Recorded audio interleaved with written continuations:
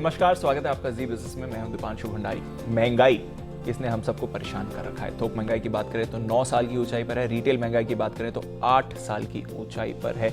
लगभग हर प्रोडक्ट अब काफ़ी ज़्यादा महंगा हो चुका है। और यही नहीं, अब तो आरबीआई ने भी रेट्स बढ़ाने शुरू कर दिए हैं और आगे भी बढ़ा सकता है। इनफैक्ट आरबीआई समेत 20 और ऐसे ग्लोबल सेंट्रल बैंक्स हैं जो अपनी दरें बढ़ा रहे हैं। पर हमने सवाल पूछा है कि आखिर ये महंगाई होती क्या है, किस तरह की होती है, कैसे आपको परेशान करती है और क्या इसे रोकने के लिए सिर्फ सेंट्रल बैंक के रेट्स बढ़ना जरूरी है या फिर और भी काफ़ी सारे तरीके होते हैं।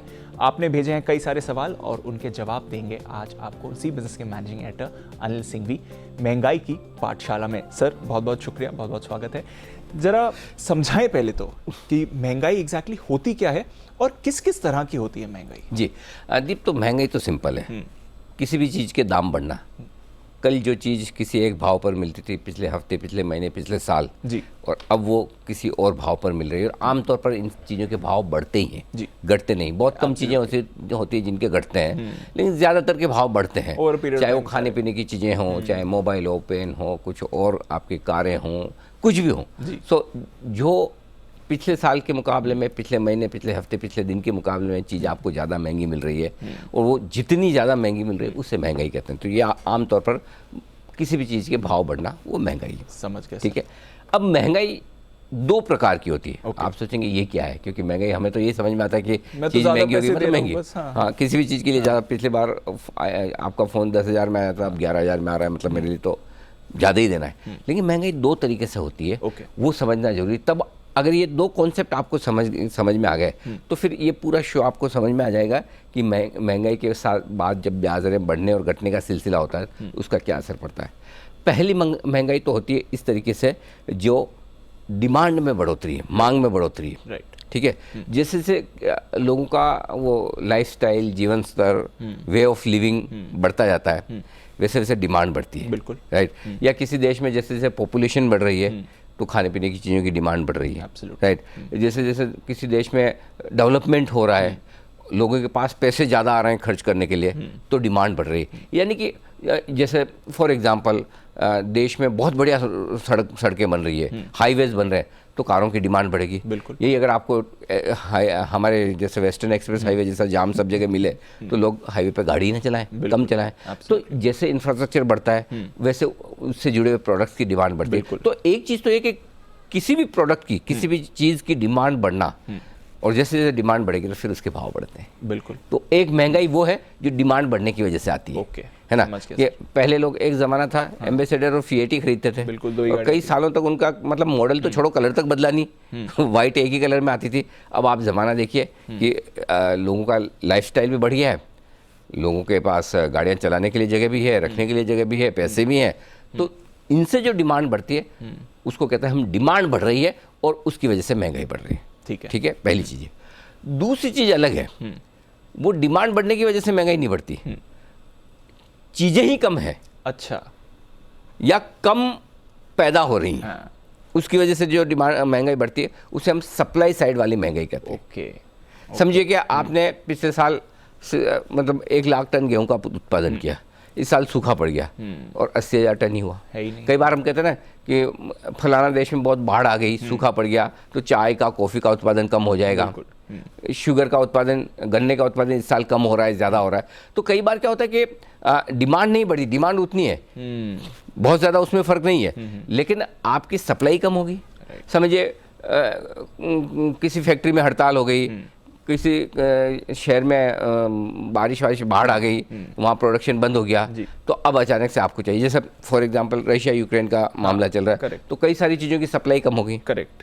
तो अचानक से कच्चे तेल के दाम बढ़ गए, गैस के दाम बढ़ गए, कमोडिटीज़ के दाम बढ़ गए। तो ये जो इश्यूज है सप्लाई साइड इशू है। या जैसे कि एक से दूसरे देश में ले जाने के लिए वो फ्रेट कंटेनर्स नहीं है, शिप नहीं है। राइट। तो ये सप्लाई साइड इशू इसको बोलते हैं। अरे करेक्ट। तो डिमांड है पर सप्लाई नहीं है, इसलिए फिर दाम बढ़ जाते हैं। डिमांड थोड़ी बहुत कम ज़्यादा हो सकती है।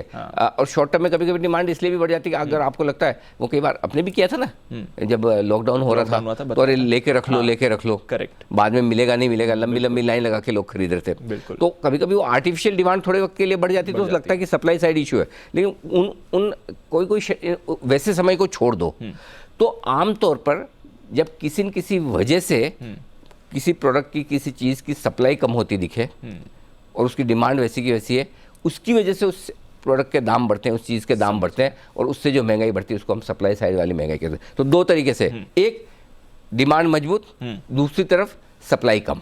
ओके। और कभी कभी दोनों साथ में मिल जाए तो फिर तो बुरा हाल हो जाता है, जो अभी हो रहा है। बिल्कुल। तो आजकल तो खैर बुरा हाल है ही।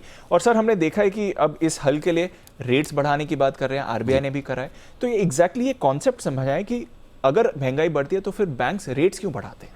हाँ, देखिए, ब्याज दरें बढ़ा के क्या करना चाहता है आरबीआई या फेडरल रिजर्व या जो भी दुनिया भर का सेंट्रल बैंक है अलग अलग देशों का, उनका सिस्टम है कि जैसे ब्याज दरें बढ़ेंगी, सिस्टम में से लिक्विडिटी कम होती है जी, पैसा निकलता है जी, मनी सप्लाई कम होती है, ठीक है। वो पैसा कम करने की कोशिश करते हैं कि जितना ज़्यादा सिस्टम में पैसा, उतना ज़्यादा परचेजिंग पावर या लोगों की खरीदने की ताकत है। तो पहली चीज़ वो लिक्विडिटी कम करने की कोशिश करते हैं। और दूसरी चीज़, जब ब्याज दरें बढ़ती हैं तो ब्याज दरें बढ़ने से लोगों के दो चीज़ों पे फ़र्क पड़ता है।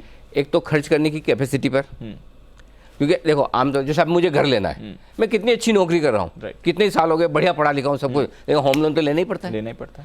तो अब मैं अगर ये सोचूं कि जितने का मुझे घर लेना है उतने पैसे जुगाड़ लूँ, इकट्ठे कर लूँ, जमा कर लूँ, उसके बाद घर खरीदूँ, मैं जिंदगी भर खरीद ही नहीं पाऊंगा।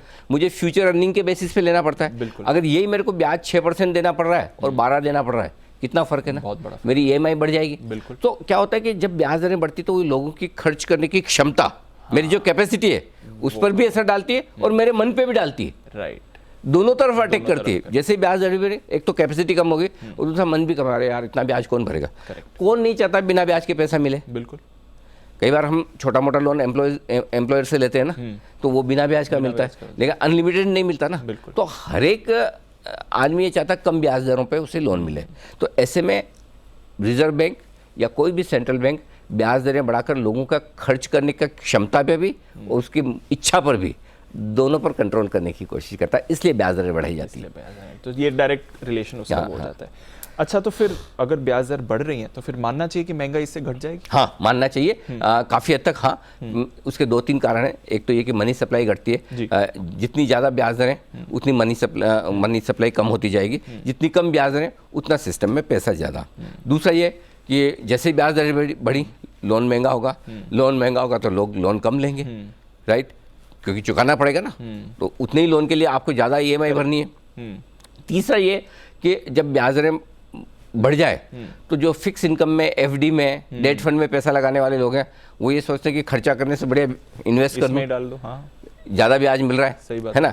कई बार क्या होता है कि जब खर्चा आदमी कब करता है, जब अब 5% एफडी पे मिल रहा है, 1.5% टैक्स चला गया, 3.5% आपने लेता, 3.5% में मिलेगा क्या, इन्फ्लेशन उससे ज़्यादा, इससे बढ़िया तो खर्च कर दूँ।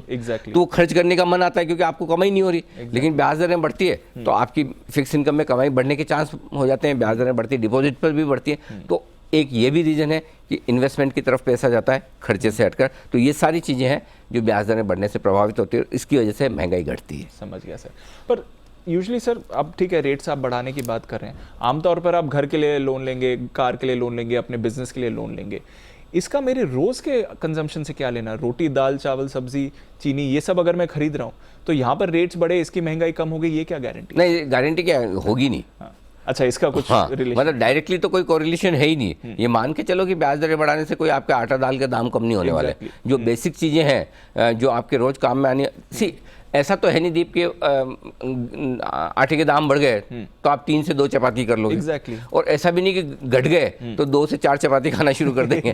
करेक्ट। तो ये इससे एक तो सीधी सीधी चीज़ है कि जो खाने पीने की रोज़मर्रा की चीज़ें हैं उनके दाम जनरली ब्याज दरें बढ़ाने से घटते नहीं हैं। ओके। तो कई भले आप ये सोचो कि ब्याज दरें बढ़ाने के पीछे आरबीआई का मकसद ये है कि भाई, या सेंट्रल बैंक का मकसद ये है कि भाई महंगाई कम हो, लेकिन ये रोज़मर्रा की और खाने पीने की चीज़ों की महंगाई सीधे सीधे कम नहीं होती है। इनकी महंगाई कम करने के लिए सप्लाई साइड इशू करने पड़ेंगे। अब फॉर एग्जाम्पल, हर साल एमएसपी बढ़ती है जी। तो एमएसपी बढ़ेगी तो गेहूं, दाल, इन सब के दाम तो बढ़ेंगे जी। तो नेचुरली उस दाम पे तो सरकार को खरीदना ही है, राइट। तो महंगाई घटेगी कैसे खाने पीने की चीज़ों की। उसके ऊपर अगर आर्टिफिशियल कमी आ जाए, जैसे गेहूं की डिमांड बाहर से बहुत बढ़ रही है, तो उनको ठीक करने के लिए सरकार क्या कर सकती है?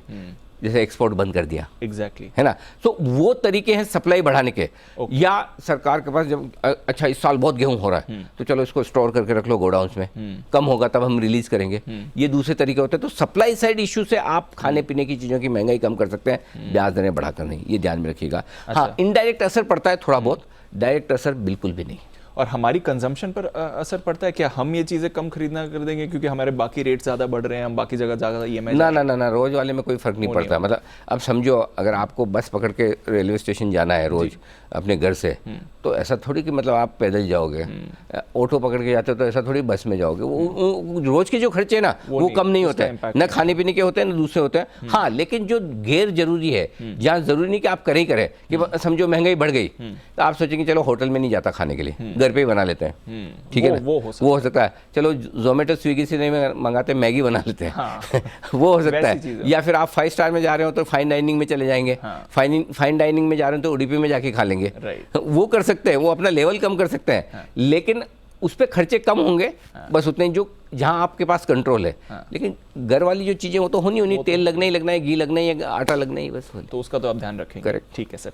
अच्छा, अब मैं कमाई की बात से समझना चाहता हूँ, क्योंकि हमें सैलरी भी मिलती है, कुछ लोगों को डियरनेस अलाउंस भी मिलता है। ये थोड़ा कॉन्सेप्ट समझाएं कि महंगाई का घटने बढ़ने से इस पर क्या असर होता है? देखिए, सरकारी कर्मचारियों को DA मिलता है, डियरनेस अलाउंस, और वो महंगाई के साथ जुड़ा हुआ होता है। तो उसमें ज़रूर महंगाई बढ़ती है तो जनरली DA बढ़ता है, लेकिन सीधे प्रोपोर्शनेट में नहीं बढ़ता। ऐसे नहीं कि सीधे सीधे बढ़ जाएगा, वो सरकार के हाथ में है। और उस सरकार में भी दोनों सरकारों के हाथ में, केंद्र सरकार और राज्य सरकार। तो केंद्र सरकार का DA केंद्र सरकार डिसाइड करती है, अगर महंगाई बहुत बढ़ रही है तो उन्हें कितना बढ़ाना है, और राज्य सरकार उसका डिसाइड करती है। आमतौर पर DA एक बार बढ़ने के बाद कम नहीं होता आमतौर पर, लेकिन उतना भी नहीं बढ़ता और सीधे सीधे तौर पर नहीं बढ़ता कि आज महंगाई बढ़ी कल DA बढ़ गया, एकदम लिंक नहीं है। तो वो सरकारी कर्मचारियों के लिए है, और प्राइवेट सेक्टर में तो DA का सिस्टम है ही नहीं, हमारे लिए तो है ही नहीं। तो कोई ठीक है। अच्छा, अब थोड़ी डिटेल्स में आपसे समझना चाहूँगा। महंगाई की तो बड़ी बातें हो गई। जब भी सर ये RBI पॉलिसी आती है, 2 चीज़ें हमें ज़्यादातर सुनने में आती हैं। एक तो ये जो रेपो रेट कहा जाता है, ये बढ़कर आ गया है, और इस बार तो हमने देखा CRR, ये भी बढ़कर आए। ये दोनों क्या होते हैं, इनके बारे में समझाएं। देखिए, पहले तो रेपो रेट समझ लीजिए। रेपो रेट का मतलब वो रेट है, वो ब्याज दर है जिस पे बैंक RBI के पास जाते हैं, और RBI को कहते हैं बैंक पैसा दीजिए, उधार चाहिए। भाई, बैंक के पास पैसे के 2 ही तरीके हैं, या तो अपने डिपॉजिट्स ले लें डिपॉजिट होल्डर से, या फिर किसी से उधार लें जी। आपस में ले सकते हैं, RBI से ले सकते हैं। RBI कहता है रेपो रेट।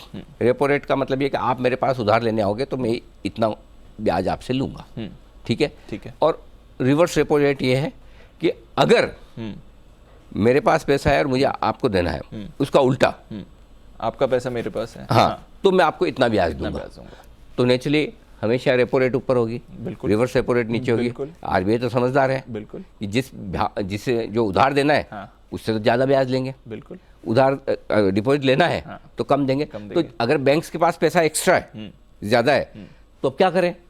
पड़ा रहेगा तो कुछ फ़ायदा नहीं, चलो RBI को दे देते हैं। तो RBI रिवर्स रेपो रेट पर वो पैसा बैंक से ले लेता है। तो जिस रेट पर पैसा RBI बैंक से लेता है वो रिवर्स रेपो है, और जिस रेट पर RBI उधार देता है वो रेपो रेट है। अब ब्याज दरों के लिहाज से हमारे लिए ज़्यादा इंपॉर्टेंट रेपो रेट है। तो जिस रेट पर RBI बैंकों को उधार दे रहा है वो एक तरह से आपकी बेंचमार्क है।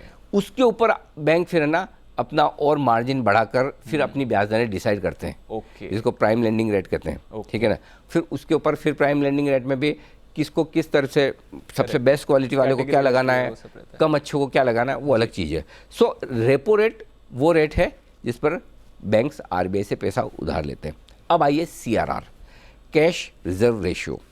RBI क्या कहता है कि हर एक बैंक को कुछ हिस्सा अपना जो डिपॉजिट्स का है, जो उनकी बैलेंस शीट का है, वो कैश में रखना जरूरी है। कैश का मतलब नहीं कि नोट रखने, कैश इक्विवेलेंट, जैसे कि गवर्नमेंट सिक्योरिटीज़ हो गई, ट्रेजरी बिल्स हो गए, एकदम लिक्विड टाइप के, है ना, जो आज बेचो अभी तुरंत बिक जाए, उस तरह रखना होता है। अब जैसे समझिए कि CRR आपके वो बोलते हैं कि 25% है, यानी कि आपके पास 100 रुपये की वो एसेट्स हैं तो 25 रुपये आप लिक्विड में रखिए, लिक्विड एसेट्स में रखिए। तो आपके पास लोन देने के लिए कितने पैसे बचे? ₹75। तो जितना CRR बढ़ाएंगे उतना बैंक्स लोन कम दे पाएंगे। ओके। जितना रेपो रेट बढ़ाएंगे उतना बैंकों के लिए लोन लेना मुश्किल महंगा होगा, तो वो भी आगे महंगा देंगे। तो रेपो रेट और CRR बढ़ाने का सीधा सीधा असर ये होता है कि लोन महंगे हो जाते हैं। ओके। और लोन महंगे करने के पीछे पर्पस आप समझ गए? समझ गए, वो तो क्या? पहले बता दिया। जैसे लोन महंगे होंगे, लोगों की लोन लेने की, खरीदारी करने की ताकत कम हो जाएगी और ब्याज दरें कंट्रोल में लाएंगे। तो कैश रिजर्व रेशियो, और जैसे अगर समझो ½ % CRR बढ़ाई और 50,000 करोड़ का सिस्टम में लिक्विडिटी बढ़ गया, वो लोन ज़्यादा दे पाएंगे बैंक। तो अगर मांग बढ़ानी है, इन्फ्लेशन बढ़ाना है, तो RBI रेपो रेट कम करेगा, CRR कम करेगा। लेकिन अगर बढ़ानी है तो रेपो रेट बढ़ाएगा, CRR बढ़ाएगा। काफ़ी लोग ये मानते हैं कि रेपो रेट के मुकाबले में CRR ज़्यादा इफेक्टिव है, क्योंकि वो तुरंत आपका रेशियो चेंज करता है, तुरंत सिस्टम में पैसा कम या ज़्यादा कर देता है। वो बैंक्स को तुरंत लागू करना पड़ता है। रेपो रेट पे थोड़ा मूड बनाते हैं, सोचते हैं, लेकिन ये चीज़ें, तो ये दोनों के चलते CRR और रेपो रेट बढ़ने से महंगाई को काबू में लाने की कोशिश RBI करता है। बेसिकली RBI के पास ये दो ही हथियार है। ओके, समझ गए। महंगाई को काबू में लाने के लिए, समझ गए, बस इन दोनों हथियारों से। और इसलिए आप ज़्यादातर पॉलिसी में ये दोनों शब्द सबसे ज़्यादा इस्तेमाल किए जाते सुनते हैं।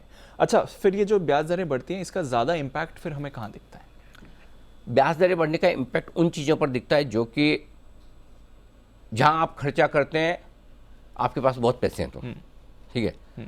अगर देखो सिंपल सी चीज़ दीप, अगर मेरे पास पैसे कम है तो मैं किराए के मकान में रहूँगा जी। ठीक ठाक हो गए तो मैं अपना खरीदूंगा, बिल्कुल, लोन पे। थोड़ा और अच्छे पैसे हो गए तो हो सकता है लोन कम लूँ ना लूँ जी। और उसके बाद भी और बढ़ गए तो हो सकता है मैं सेकंड हॉलीडे होम जाके लूँगा। ये तो तरीका है ना। अब अगर ब्याज दरें बढ़ रही हैं, लोन आपका महंगा हो रहा है, ठीक है, सस्ता पैसा आपको मिल नहीं रहा है, तो उन चीज़ों पर असर पड़ता है जो आप लोन लेकर खरीदते हैं। जैसे कि घर, जैसे कि गाड़ी, जैसे कि एजुकेशन लोन, अगर विदेश जाके पढ़ना है, बिल्कुल, है ना। पर्सनल लोन, कई बार पर्सनल लोन लेते है ना। कंपनियों के लिए जो लोन लेती कंपनियां अपने एक्सपेंशन प्लान करने के लिए। अब ये देखो 12% का अपने रिजल्ट का एनालिसिस कैसे करते हैं, इनके ½ % मार्जिन घट गए। अरे भाई आधा घट गए, आप सोचो 1% तो ब्याज बढ़ गया। करेक्ट। तो मार्जिन पे आएगा ही ना सर। तो लोन अगर आपका 6% पे मिल रहा है, 12 पे मिले तो कितना फर्क पड़ेगा, है ना। सो इसलिए जो खर्चे आपके पास बहुत पैसे होने पे होते हैं, उन्हीं पर असर पड़ता है ब्याज दरों का। समझ गया। तो जो खाने पीने की रोजमर्रा वाली चीजें वो तुरंत सस्ती नहीं होती, उन पे कोई खास फर्क नहीं पड़ता। लेकिन जो लोन आमतौर पर लोग ले रहे हैं, चाहे वो आम कंज्यूमर, आम नागरिक हो या फिर कंपनियां हो, उनके लोन लेने की ताकत कम होगी और वो उस लोन से जो खर्चा करने जा रहे हैं वो कम होगा तो उसकी मांग कम होगी, उसकी मांग कम होगी तो अपने आप तो जो बड़े आपके खर्चे होते हैं वो कम हो जाते हैं। ठीक है सर। अच्छा, रुपया हमने देखा सर रिकॉर्ड लो पर आ गया। RBI के रेट्स के भी हम इम्पैक्ट की बात कर रहे थे। रुपए का क्या रिलेशन है इससे? रुपए का पूरा रिलेशन है। अच्छा। तो RBI ब्याज दरें बढ़ाने का काम दो वजह से करता है जी। एक तो ये कि उनको महंगाई काबू में लानी है, और दूसरा ये कि अगर रुपया कमजोर हो रहा है और उसको थामना है तो भी RBI को ब्याज दरें बढ़ानी पड़ती है। अच्छा। सिंपल क्या है, जैसे जैसे महंगाई बढ़ेगी रुपए की वैल्यू कम हो जाएगी। अब कैसे, मैं बताता हूँ।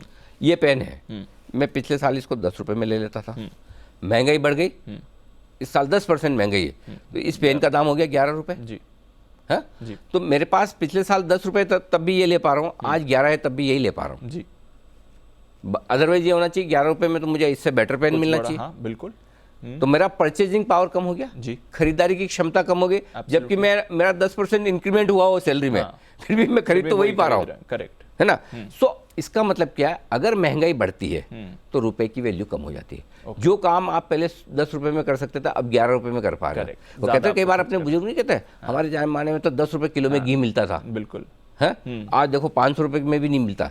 सो वो घी तो वही 1 किलो है जी। रुपया जो 10 रुपए की जो वैल्यू हुआ करती थी उस समय, आज 500 की भी नहीं है। समझ गया, है ना। सो रुपए की वैल्यू कम हो जाती है, पहली चीज। दूसरी चीज, जैसे आपने ब्याज दरें बढ़ाई, आपके रुपए की वैल्यू बढ़ती है। ओके। रुपए में मजबूती आती है। राइट। क्यों? ब्याज दरें बढ़ेंगी, महंगाई कम होगी, महंगाई कम होगी, रुपया मजबूत होगा। ये इनडायरेक्ट इफेक्ट है। तो कई बार रुपया हाथ से निकल रहा है, गिरे जा रहा है, तो RBI कहता है चलो ब्याज दरें बढ़ाओ। ओके। और अभी लाइफ टाइम लो पे रुपया है, तो रुपए को कंट्रोल करना है। हाँ, रुपए का एक दूसरा असर और है, जितना रुपया आपका कमज़ोर होगा उतना आपका इंपोर्ट महंगा होगा। अब होता क्या, हम एक्सपोर्ट ज़्यादा कर रहे हैं या इंपोर्ट ज़्यादा कर रहे हैं, ये हमें देखना होता है। अगर हमारा इंपोर्ट ज़्यादा है तो फिर हमारे लिए रुपया मजबूत रहना फ़ायदेमंद है। क्यों कि आप कच्चा तेल मंगा रहे हो, आप इलेक्ट्रॉनिक्स मंगा रहे हो, आप गोल्ड मंगवा रहे हो बाहर से, इन सबको इंपोर्ट कर रहे हो और रुपया आपका हो गया कमज़ोर, तो आपको वही डॉलर खरीदने के लिए ज़्यादा देने पड़ रहे हैं। जो डॉलर आपका 3 महीने पहले 72 रुपये में मिल जाता था, आज 77-78 में मिल रहा है। बिल्कुल। तो रुपया मजबूत करने के लिए भी आरबीआई महंगाई कम करके ब्याज दरें बढ़ाने की कोशिश करता है। लेकिन इसका रिवर्स इफेक्ट भी है, इससे एक्सपोर्ट आपके कम होते हैं। तो एक्सपोर्टर क्या चाहता है, रुपया कमज़ोर है। इंपोर्टर क्या चाहता है, रुपया मजबूत रहे। आरबीआई क्या चाहता है, रुपया अपनी सही वैल्यू पर ट्रेड करे। राइट। सबके लिए बैलेंस रहना चाहिए। तो ये बैलेंस बना रहा है। अच्छा सर, गारंटी है इसकी कि ब्याज दरें बढ़ने से महंगाई घटी जाएगी? देखो, अगर महंगाई मांग में बढ़ोतरी है, मांग डिमांड बहुत स्ट्रांग है और उसकी वजह से महंगाई बढ़ रही है, तब तो ब्याज दरें बढ़ाने से महंगाई काबू में आ जाएगी। ओके। लेकिन अगर सप्लाई की वजह से है तो आपको जो करना है कर लो, कुछ नहीं होगा। अब भाई देखो, अगर यहाँ पे 10 ही बोतल पानी की है और ये बिकनी है, तो फिर जिसको सबसे ज़्यादा जरूरत है, सबसे ज़्यादा जिसके पास पैसे वो खरीदेगा, है ना। अगर सप्लाई लिमिटेड है और उसमें डिमांड है ज़्यादा, तो आप क्या कर लोगे, सप्लाई बढ़ाओ, 10 की जगह 50 बोतल रखो, तब बढ़े, है ना। सो अगर महंगाई आपकी जो बढ़ रही है वो मांग की वजह से बढ़ रही है, कोई फर्क नहीं पड़ेगा, हल्का सा पड़ जाए। अगर सप्लाई की वजह से है तो फिर वैसे भी आपको सप्लाई ठीक करनी है। मांग की वजह से अगर महंगाई बढ़ रही है तो फर्क पड़ेगा। सप्लाई की वजह से महंगाई बढ़ रही है तो फर्क नहीं पड़ेगा। अच्छा, ये जो ब्याज दर बढ़ने से हमारे एफडी रिटर्न्स बढ़ जाते हैं, हाँ? ये क्या कॉन्सेप्ट हुआ? अरे क्या होता है कि जैसे ब्याज दरें बढ़ी, है ना, आरबीआई ने रेपो रेट बढ़ाई, बैंक क्या करेंगे, तुरंत आ गए दूसरे दिन, पहले दिन, सेम डे हमारी लैंडिंग रेट बढ़ गई, हमने ये ब्याज दरें बढ़ा दी, होम लोन पे बढ़ा दी, इस पे बढ़ा दी, उस पर, तो आते तुरंत पास ऑन खट, तो आपके लोन तो महंगे हो गए, पर्सनल लोन हुए, होम लोन हुए, कार लोन हुए। लेकिन जब आप लोन महंगे दे रहे हो तो आपको डिपॉजिट पे भी तो ब्याज दरें ज़्यादा देनी पड़ेगी। करेक्ट। आगे चल के डिपॉजिट्स की भी रेट्स बढ़ती हैं, चाहे वो शॉर्ट टर्म हो चाहे एफडी की हो। लेकिन क्या होता है, लोन की तो तुरंत बढ़ जाती है, डिपॉजिट की बढ़ने में थोड़ा टाइम लगाता है, महीने 2 महीने के गैप से पीछे से आता है। देखते चल रहा है, चलने दो थोड़ा, फिर देखते हैं अब डिपॉजिट आनी कम हो रही है या कोई दूसरा बैंक बढ़ा रहा है, तो फिर ये लोग बढ़ाते हैं। तो ब्याज दरें बढ़ने से लोन के दाम तुरंत बढ़ जाते हैं, लोन पर ब्याज तुरंत बढ़ जाता है, हाँ, डिपॉजिट पर कम। पर वो भी मिलता है, फायदा मिलता है उसका डिपॉजिट पर भी थोड़ा। तो एक्चुअली देखा जाए तो अगर रिटायर्ड लोगों के लिए जो मतलब रिटायरमेंट के बाद अपने पैसे एफडी वगैरह में बैंक में रखते हैं, फिक्स इनकम में रखते हैं, उनके लिए तो बढ़ती हुई ब्याज दरें अच्छा है, अच्छी बात है, वो उनको लगता है। लेकिन दूसरा उसका नुकसान एक और भी है, बढ़ती हुई ब्याज दरें मतलब बढ़ती हुई महंगाई, और बढ़ती हुई महंगाई में आप भले आपको लग रहा है कि पैसे मेरे ज़्यादा आ रहे हैं ब्याज के, लेकिन आपका खर्च भी ज़्यादा हो रहा है। वो जीरो सम गेम है, ये मन की संतुष्टि है कि आपको किस चीज़ से संतुष्टि मिलती है, ज़्यादा ब्याज का पैसा आ रहा है उससे या कम खर्च हो रहा है उससे, वैसा है। आखिरी सवाल सर, फेड चेयरमैन ने भी कहा, क्या ब्याज दर बढ़ने से इकोनॉमी की स्थिति या फिर रोजगार की स्थिति पर असर पड़ सकता है? पड़ता है ना। देखो, जैसे आप ब्याज दरें बढ़ाओगे तो ब्याज दरें बढ़ाने का मतलब कोई भी कंपनी या सरकार भी, उनके लिए लोन महंगा हो गया। अगर समझो मुझे कोई प्लांट लगाना है, मुझे कोई बिजनेस करना है, तो मैं कम से कम ब्याज पे करूँगा ना। अगर ब्याज ज़्यादा हो तो मेरी कॉस्ट बढ़ जाती है, जैसे कॉस्ट बढ़ती है तो मैं 2 बार सोचूंगा कि मैं नया बिजनेस स्टार्ट करूँ ना करूँ, और नहीं करूँगा नया बिजनेस स्टार्ट तो लोगों को रोज़गार कहाँ से मिलेगा। तो बढ़ती हुई ब्याज दरें, बढ़ती हुई महंगाई रोज़गार के लिए, इसमें दोनों चीज़ें दी। जनरली आपको रोज़गार तब मिलता है जब महंगाई बहुत बड़ी हो। महंगाई बढ़ने का मतलब है या तो डिमांड कम है या सप्लाई कम है, और दोनों ही केस में आपको लोग चाहिए, नौकरियाँ चाहिए। तो बढ़ती हुई महंगाई में तो ब्याज दरें तो रोज़गार बढ़ जाता है, लेकिन जब ब्याज दरें बढ़ने लगती है तो उसका असर इवेंचुअली रोजगार पर आता है, थोड़े रोजगार के मौके कम हो जाते हैं। तो यानी कि एक बैलेंस चाहिए आरबीआई को भी, कि जहाँ पर बिल्कुल ऐसा भी नहीं हो कि मतलब आप महंगाई को बढ़ने दें कि चलो एम्प्लॉयमेंट हो रहा है, नौकरियाँ मिल रही है, करने दो, चलो महंगाई बढ़ रही है तो क्या हुआ, और इतना भी टाइट ना कर दें ब्याज दरें बढ़ा के कि नया बिजनेस ही शुरू ना, लोग सोचे छोड़ो खत्म करो यार, अपनी नौकरी ठीक है। और जब लोग ये सोचते हैं कि नौकरी ठीक है, बिजनेस शुरू नहीं करना, तो नौकरियाँ मिलती नहीं। हाँ वही परेशानी। तो दोनों चीजें अब आप देखिए ना, इस वक्त आप देखिए दुनिया भर में माहौल क्या है, जॉब्स, सबको नौकरियां चाहिए, जितनी मिल रही है, नौकरियों में इंक्रीमेंट जो हो रहे हैं गजब के हो रहे हैं, बिल्कुल, और महंगाई इतनी ज़्यादा है ना। और जैसे टाइट करेंगे फिर क्या होगा, अपने आप नौकरियां कम हो जाएगी, तब आप सोचोगे लेकिन नौकरियां मिलेंगी नहीं, कम मिलेंगी। सो दोनों के बीच में बैलेंस बनाना सेंट्रल बैंक के लिए बड़ा काम है। आशा करते हैं सर कि ये जो अब आरबीआई की स्ट्रैटेजी है इससे बैलेंस जल्द से जल्द आए और अगली बार सारे व्यूअर्स जब हमारे साथ जुड़ेंगे आरबीआई पॉलिसी पे तो ये सारे कॉन्सेप्ट समझ जाएंगे। आई होप कि सबको चीज़ें समझ में आ गई होंगी। तो महंगाई से जुड़ी हुई ये सारी चीज़ें, इसके बावजूद भी अगर आपके कोई सवाल रह गए हो तो प्लीज़ ट्वीट करके या सोशल मीडिया पे हमें आप लिख भेजें, हम उसके जवाब देने की कोशिश करेंगे। बहुत बहुत शुक्रिया अनिल जी हमारे साथ एज ऑलवेज जुड़ने के लिए और आसान भाषा में समझाने के लिए। महंगाई की पाठशाला, आशा है आप सभी ये जो महंगाई का डर फैला हुआ है, रेट्स बढ़ने की जो प्रक्रिया है, इससे आपको क्या समझना चाहिए कर पाए होंगे। बहुत बहुत शुक्रिया हमारे साथ आज जुड़ने के लिए।